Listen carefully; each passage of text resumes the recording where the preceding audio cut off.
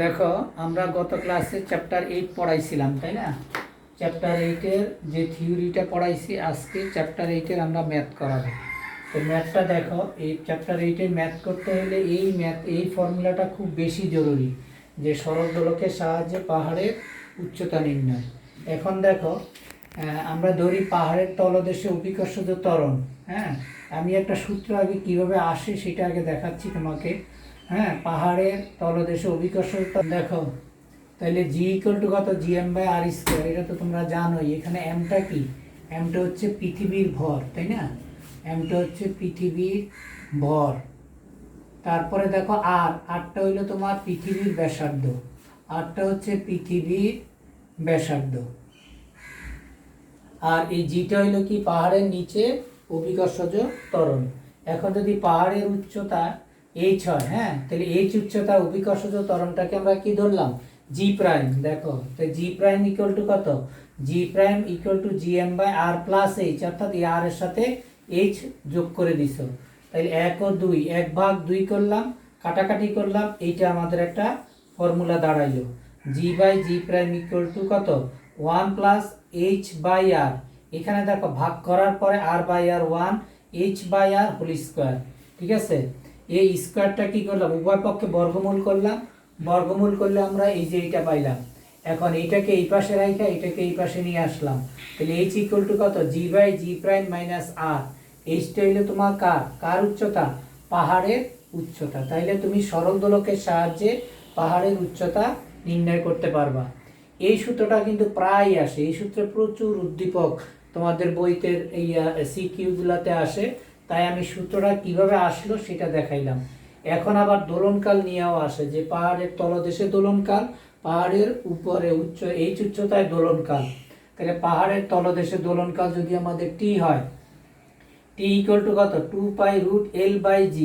H উচ্চতায় অভিকর্ষজ ত্বরণ, H উচ্চতায় দোলনকাল যদি টি প্রাইম হয়, অভিকর্ষজ ত্বরণটা যদি জি প্রাইম হয়, তাহলে T prime equal to 2π√L/g prime. এটাকে আমি দিলাম 4 নাম্বার সমীকরণ। এখন দেখো,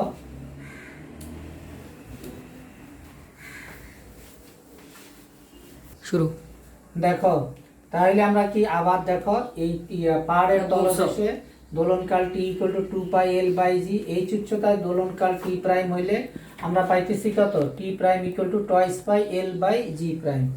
আমরা ভাগ দিলাম, কাকে ভাগ দিলাম, 5/6। হ্যাঁ, 5/4, 5/4 দিলাম। 4 দিলে আমাদের কি হইল, এইটা ভাগ এইটা, কাটাকাটি গিয়ে এইটাও কিন্তু আরেকটা অঙ্কের ফর্মুলা। ঠিক আছে, T prime by T equal to g by g prime. এই যে g by g prime, root g by g prime, এই ভ্যালুটা আমি এইখানে বসাই দিলাম 3 নং সমীকরণে। তাহলে কি হইল, আমার আর একটা সূত্র তৈরি হয়ে গেল। এই যে সরল দোলকের যে সূত্রগুলা, মানে সিম্পল পেন্ডুলামের, সেগুলা তোমরা এখানে আমি তোমাদের তৈরি করেই দেখাইলাম। আমি দেখাইলাম কি, সরল দোলকের সাহায্যে পাহাড়ের উচ্চতা নির্ণয়, তাই না? সরল দোলকের সাহায্যে দোলনকাল নির্ণয়, ওই দুইটা সূত্র যেরকম ইম্পর্টেন্ট, এইখানে আরেকটা জিনিস দেখাইছি, এইটাও খুব ইম্পর্টেন্ট। এই দুইটা থিওরি যদি তুমি সঠিকভাবে জানো, তোমার কোনোভাবে কোনো ম্যাথে কোনো প্রবলেম হবে না। সেটা হলে এখন কি, সরল দোলকের সাহায্যে সময় নির্ণয়। আমাদের মাঝে মাঝে ঘড়ি স্লো হয়, ঘড়ি ফাস্ট হয়, তাই না? ঘড়ি দ্রুত চলে, ঘড়ি ধীরে চলে। যদি আমাদের একদিনে ঘড়ি মানে ধীরে চলে বা দ্রুত চলে, সেই হিসাবে আমাদের দুটো ফর্মুলা আছে। দেখো, যদি আমরা ধরি, যদি ঘড়ি n সেকেন্ডে ধীরে চললে তার ফর্মুলাটা কি হবে, যে এখানে ঘড়ি বা সরল দোলক যদি 1 সেকেন্ডে ধীরে চলে বা n সেকেন্ডে, তাহলে আমরা জানি একদিন সমান কত, একদিন সমান 86,400 সেকেন্ড। একদিন সমান কত, 86,400 সেকেন্ড। তাহলে সঠিক সময় নির্দেশকারী একটি দোলক ঘড়ি দিনে এতটি কি দেয়, অর্ধ দোলন দেয়, তাই না? তাইলে ধরি একটি দোলন ঘড়ি n সেকেন্ড ধীরে চলে। তাহলে n সেকেন্ড ধীরে চললে আমাদের কি হবে, এটা থেকে এটা মাইনাস হবে। ঠিক আছে, তাহলে এতটি অর্ধ দোলন দেয় কত সেকেন্ডে, এত সেকেন্ডে। একটি অর্ধ দোলন দেয় কত, এত সেকেন্ডে। আর দুইটি অর্ধ দোলন দেয় কত, এত সেকেন্ডে। ঠিক আছে, তাইলে দেখো, দুইটি অর্ধ দোলনই তো আমাদের কি একটা পূর্ণ দোলন। তাইলে 2 × এত। যদি এই n সেকেন্ড ধীরে চলে, এটা হইলো যদি ধীরে চলে, হ্যাঁ, তাহলে কি হবে, n সেকেন্ড ধীরে চললে ফর্মুলা হইলো 2 ইন্টু এত।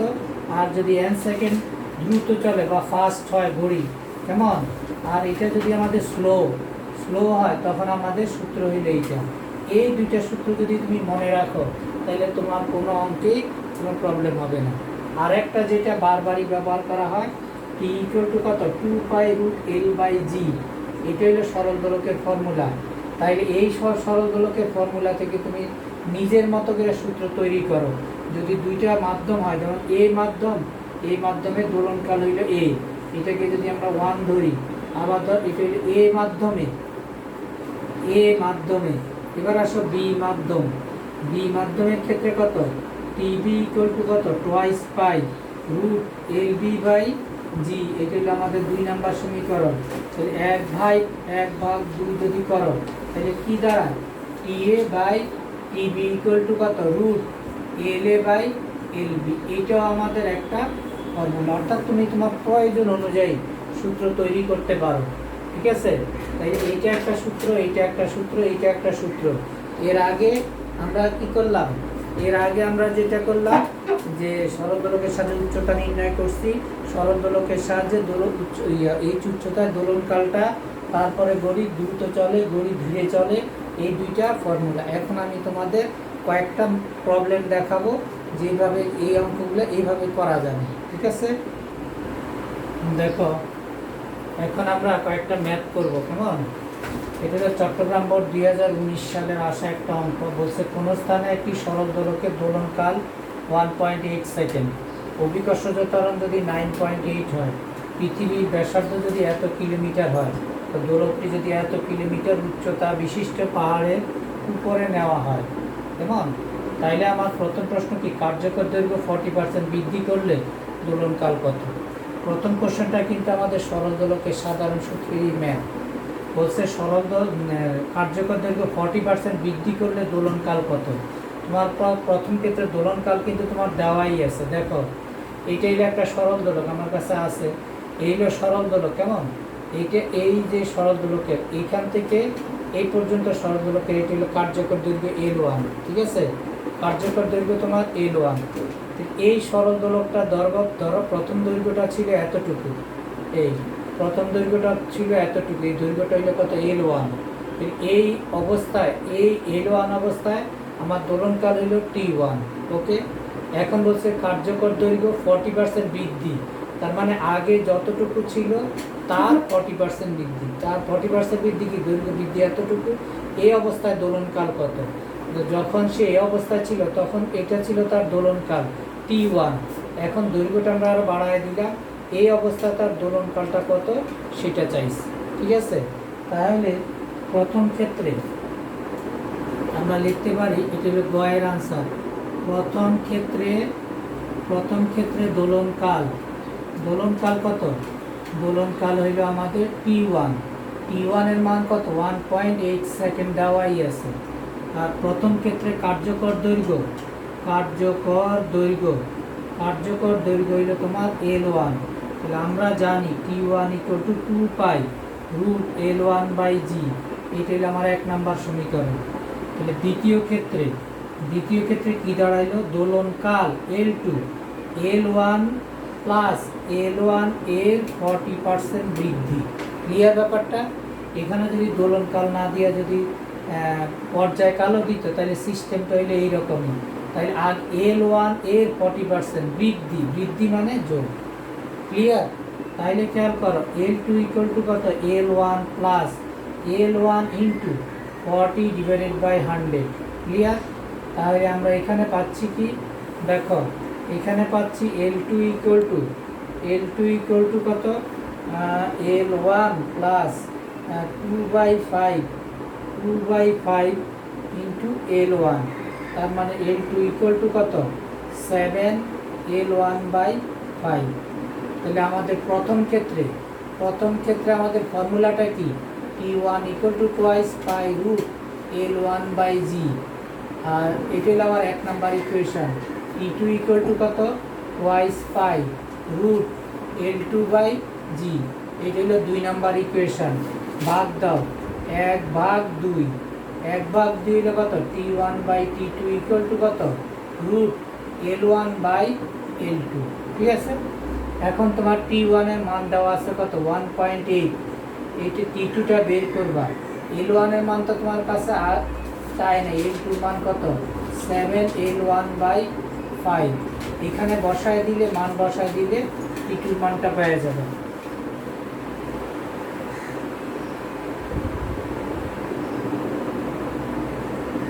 T2 মান আসলো কত আমার, 2.13 সেকেন্ড। ওকে, ঠিক আছে।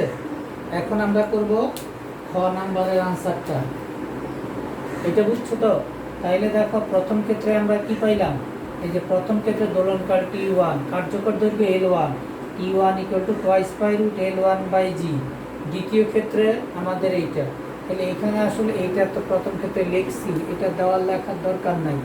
এখানে আমরা দ্বিতীয় ক্ষেত্রে, দ্বিতীয় ক্ষেত্রে দোলনকাল T2 ইকুয়াল টু কত, টুয়াইস বাই রুট L2/G। 1-কে 2 দ্বারা ভাগ করলাম, ভাগ করে আমরা মানটা বের করলাম। ঠিক আছে, এবার আমরা গ নাম্বার করব। গ নাম্বারে কি আছে, পাহাড়ের চূড়ায় দোলকটি সেকেন্ড দোলক হবে কিনা। পাহাড়ের চূড়ায় আমি যদি সরাসরি সূত্র ব্যবহার করি, আমি এই জন্য তোমাদের প্রথমে কিন্তু ফর্মুলাটা স্পষ্টভাবে দিয়ে দিছি যে সরাসরি সূত্র বসায় দিয়েও তোমরা অঙ্কটা করতে পারবা। আমরা সেই সূত্রে আমরা করব, পাহাড়ের চূড়ায় সেকেন্ড দোলক হবে নাকি। সেকেন্ড দোলক মানে কি, যে দোলকের দোলনকাল 2 সেকেন্ড তাকে বলা হয় আমাদের সেকেন্ড দোলক। তাইলে আমাদের প্রথম ক্ষেত্রে তো দোলনকাল T1 এর মান দেওয়াই আছে।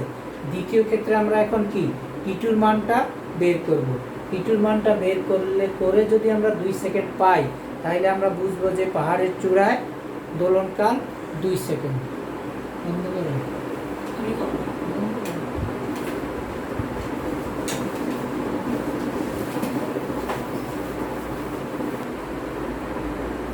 দেখো তোমরা, এই যে এখন আমরা পাহাড়ের চূড়ায় দোলকটি সেকেন্ড দোলকটি, পাহাড়ের চূড়ায় দোলকটি সেকেন্ড দোলক হবে কি সেটা আমরা বের করব। আমি তো তোমাদের এখানে লিখছি, দেখো প্রথম ক্ষেত্রে আমার দোলনকাল দেওয়া আছে, অর্থাৎ ভূমিতে। তারপর পৃথিবীর ব্যাসার্ধটা দেওয়া আছে কিলোমিটার, সেটাকে মিটার করে নিলাম। তারপরে দেখো পাহাড়ের উচ্চতা আমার দেওয়া আছে, পাহাড়ের চূড়ায় দোলনকাল T'। এই ফর্মুলাটা কিন্তু আমি এইভাবে সরাসরি লিখতে পারি, যেহেতু আমি প্রথমে তোমাদের থিওরিটা দেখাইছি, যার কারণে তোমরা ওই থিওরিটা আবার রিপিট করবা, আবার দেখবা। সেই থিওরিটাতে দিয়ে তুমি সরাসরি অঙ্কটা করতে পারবা, অথবা বারবার তোমার দেখবা যে মেইন ডিজিটে বা তোমাদের মেইন বইতে উদাহরণে করে দেওয়া আছে, ওই সূত্রটা আনছে, ডিরাইভ করছে, তারপরে এই ফর্মুলাটা আনা হয়েছে, তারপরে অঙ্কটা করা হয়েছে। তুমি সরাসরি এভাবে করতে পারবা, কোনো প্রবলেম নাই। তাইলে কত হইলো তোমার এইচ ইকুয়াল টু কত, T'/H/R দাও, T'/T -1, তাই না। তাইলে কত হইলো, T'/T ইকুয়াল টু কত, H/R +1। তাইলে T' ইকুয়াল টু কত, H/R +1 ইন্টু কত, T। H এর মান তোমার দেওয়াই আছে। H এর মান কত, H এর মান হইল 712 ইন্টু 10⁻³ আর আর এর মান কত, পৃথিবীর ব্যাসার্ধ তো ফিক্সড মান 64 00 ইন্টু 10⁻³ +1। আর টি এর মান কত, টি এর মান হইল 1.8 সেকেন্ড। এখন তুমি এটা ক্যালকুলেশন করতে পারো, ক্যালকুলেশন করে তুমি দেখতে পারো যে এটার মান আসে কিনা। দেখা গেল যে এটার মান 2 সেকেন্ডই আসছে। ঠিক আছে, তাহলে 2 সেকেন্ড আসা মানে কি, এটা হলো একটা সরল দোলকের সেকেন্ড দোলকের সূত্র, যে দোলকের দোলনকাল 2 সেকেন্ড তাকে সেকেন্ড দোলক বলে। তাহলে আবার শুনো, তোমার বলছে পাহাড়ের চূড়ায় দোলকটি সেকেন্ড দোলক হবে কিনা। এই যে পাহাড়ের চূড়ায় দোলনকাল নির্ণয়, আমি যে থিওরিটা দিলাম সেই থিওরিটা তোমরা ভালো করে দেখবা। থিওরিটা ভালো করে দেখলে এই নিয়মের যে কোনো অঙ্ক কিন্তু তুমি ভালো করে পড়বা। তাহলে তুমি আবার দেখো যে তোমার কি দেওয়া আছে, তোমার দেওয়া আছে দোলনকাল, পাহাড়, পৃথিবীর ব্যাসার্ধ, পাহাড়ের উচ্চতা, তারপরে কি পাহাড়ের চূড়ায় দোলনকাল T' কত, আমি সরাসরি বসায় দিছি। H ইকুয়াল টু কত, T'/T -1 ইন্টু R। তারপরে আমি কি করলাম, T'-টা করলাম, সবগুলা মান বসায় দিলাম, মান বসায় দিয়ে আমি টি প্রাইমের মান 2 সেকেন্ড। তাইলে এখন লাস্টের লাইনটা তুমি কি লিখবা, যে পাহাড়ের চূড়ায় দোলকটি সেকেন্ড দোলক হবে। ওকে, নিশ্চয়ই অঙ্কটা তোমরা বুঝতে পারছো। এই নিয়মের অনেকগুলো অঙ্ক আমার টেস্ট পেপারে আছে, এই নিয়মের অঙ্কগুলো তোমরা করবা। এখন আমরা আরেকটা ম্যাথ করব। দেখো এখন আমরা যেটা করব, আমরা আরেকটা সিকিউ প্র্যাকটিস করব। এটা হলো কুমিল্লা বোর্ড 2017 সালের ম্যাথ। খেয়াল করো, এটা একটা সরল দোলক, কেমন সরল দোলকের আরেকটা দিলাম। এটা একটা সরল দোলক, এই সরল দোলকটা আছে এই অবস্থানে, এই অবস্থান থেকে সেটাকে নেওয়া হয়েছে বি অবস্থানে, বি অবস্থান থেকে নেওয়া হয়েছে সি অবস্থানে। কেমন সি অবস্থানে যদি নেওয়া হয় তাহলে আমাদের কি হইল, প্রথম প্রশ্ন হইলো আমাদের, দেখো এ থেকে যখন বিতে নিছে তো মধ্যবর্তী কোণ θ1, আবার বি থেকে যখন সিতে নিছে এ এবং সি এর মধ্যবর্তী কোণ θ2 এর মানটা দেওয়া আছে। এখন তোমার প্রশ্ন বলছে চিত্রা একটি সরল দোলকের সুতার দৈর্ঘ্য 1.1। এই যে এটা হইলো সরল দোলক, যেমন এই যে দেখো এটা হইলো তোমার সরল দোলকটা, কেমন এই হইলো সরল দোলক। এই সরল দোলকটাকে আমি এ অবস্থানে যখন আনলাম, এখানে এটা তো কারোর সাথে কোনো কোণ করে নাই, করছে, তার মানে এটা হইলো সরাসরি হইলো সাম্যাবস্থায় আছে, এটা হলো 90 ডিগ্রি অ্যাঙ্গেলে আছে।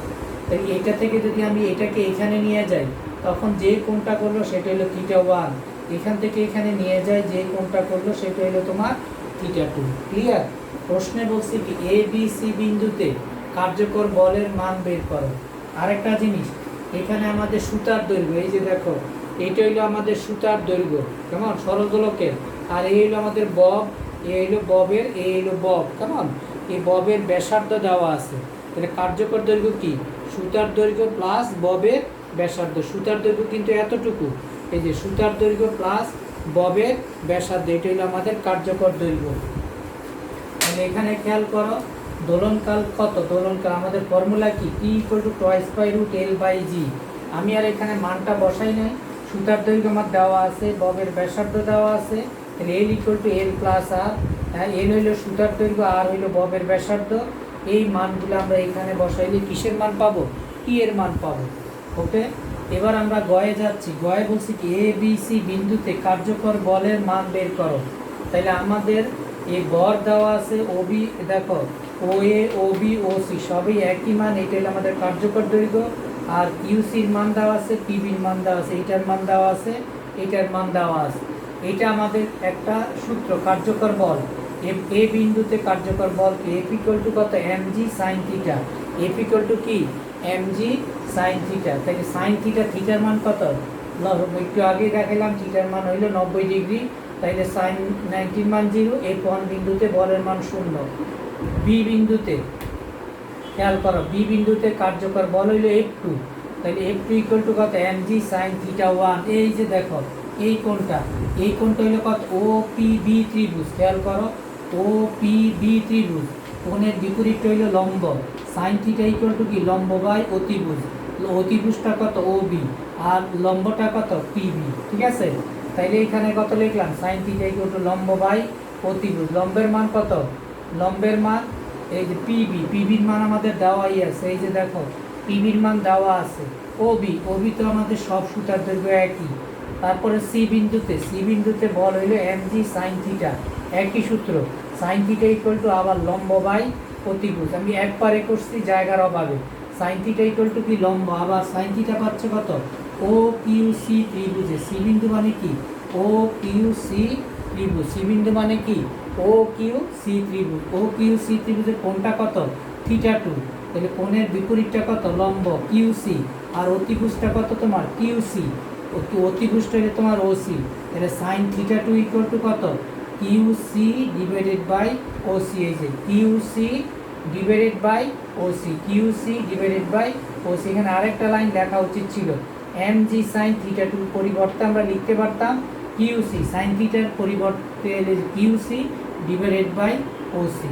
তাইলে আমাদের এখানে কি বলের মান ভিন্ন ভিন্নভাবে পাওয়া গেল। তাহলে F1 এর মান কি পাইছো, F1 এর মান হইল আমাদের 0। F2 এর মান কত, F2 এর মান পাইছো 1.05 ইন্টু 10⁻²। হ্যাঁ, তারপরে F3 এর মান পাইছো কত, 1.58 ইন্টু 10⁻²। তাহলে আমাদের প্রশ্নে কি বলছে, এ বি সি বিন্দুতে কার্যকর বলের মান বের করো। তার মানে কি, এ বি সি বিন্দুতে তোমার কার্যকর বলের যে মানটা আমরা এগুলা বের করলাম। তাইলে এইটাই হলো আমাদের সরল দোলকে, এইটাও ওয়ান কাইন্ড অফ সরল দোলকেরই ম্যাথ। তাইলে এর আগে আমরা একটা ম্যাথ দেখাইলাম, এখনও আরেকটা ম্যাথ দেখাইলাম। তোমাদের কাজ হইল বইয়ের উদাহরণের